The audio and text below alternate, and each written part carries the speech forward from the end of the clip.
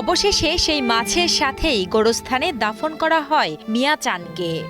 কিছু সামান্য মাছের জন্য আমার আব্বার মতন এরকম রিস্ক নিয়ে আমাদের মতন কেউ এতিম করে দিয়েন না।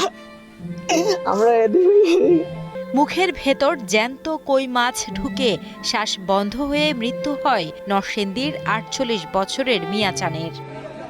যেই মাছ ধরা ছিল মিয়া চানের নেশা, ভাগ্যের পরিহাসে সেই মাছেই প্রাণ গেল তার। যে একাধিক মাছ ধরতে গিয়া একটা মাছ মুখে নিয়ে আর দুইটা মাছ ধরতে নিয়েছে দুই হাতে, এই জন্য পরে এই মুখের মাছটা ভিতরে চলে গেছে, তারপরে সে ওইখানে ওই কাতরাইছে।